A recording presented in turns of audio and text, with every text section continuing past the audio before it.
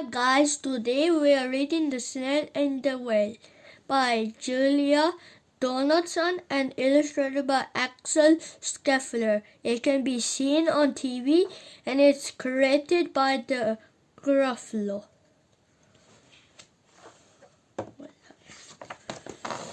This is a tale of a tiny snail and a great big grey blue humpback whale.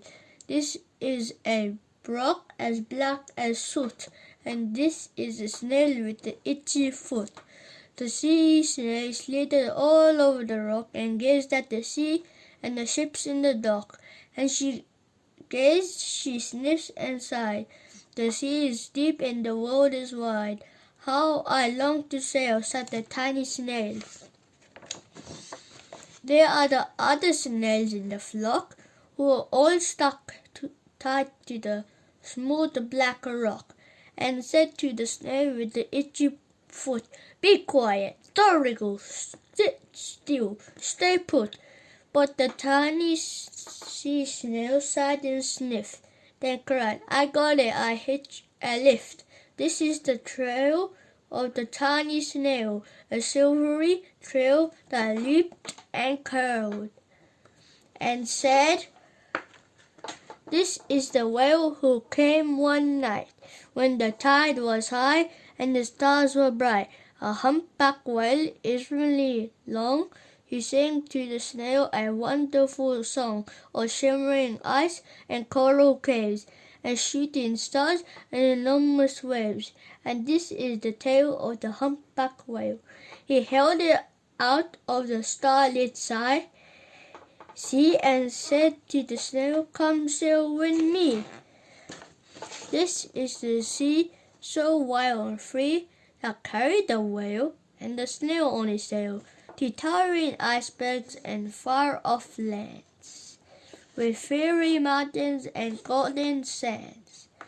There are the waves that arched and crashed, that foamed and frolicked and sprayed and splashed the tiny snail on the tail of the whale.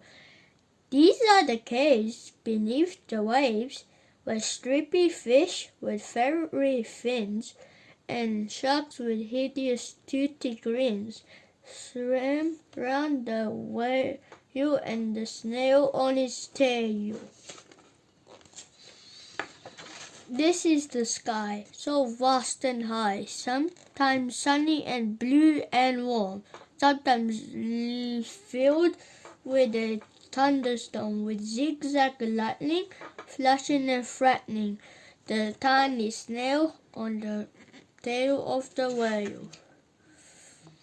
And she gazed at the sky, the sea, the land, the waves and the caves in the golden sand. She gazed and gazed, amazed by it all. And she said to the whale, "I feel so small." But then came the day the whale lost his way. There are the speedboats running a race, zigging and zooming all over the place, upsetting the whale with their ear-splitting roar, making him swim too close to shore. This is the tide slipping away. And this is the whale lying beached in a bay. "Quick, off the sand, back to sea," cried the snail. "I can't move for land, I'm too big," moaned the whale. The snail felt helpless and terribly small. "Then I got it," she cried, and started to crawl. "I must not fail," said the tiny snail. This is the bell on the school in the bay, ringing the children in from the play. This is the teacher holding her chalk, telling the class sit straight, don't talk. This is the boy as black as soot, and this is the snail with the itchy foot. A snail, the teacher turns pale. "Look," say the children, "it's leaving a trail." This is the trail of the tiny snail, a silvery trail saying, "Save the whale." These are the children running from school, fetching the fireman, digging a pool, squirting and spraying to keep the whale cool.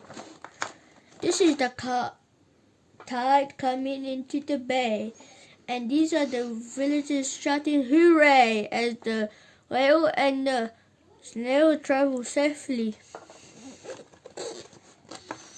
back to the dock and the flock on the rock. He said, "How's time flowing and have you growing?"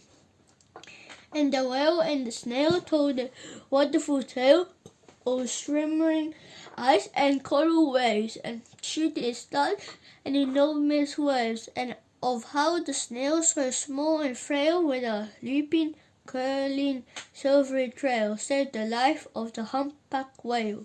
Then the humpback whale held out his tail, and on crawled snail after snail after snail, and they sang to the sea as they all set sail on the tail of the grey-blue humpback whale. For everyone at Hillhead Primary School. The end.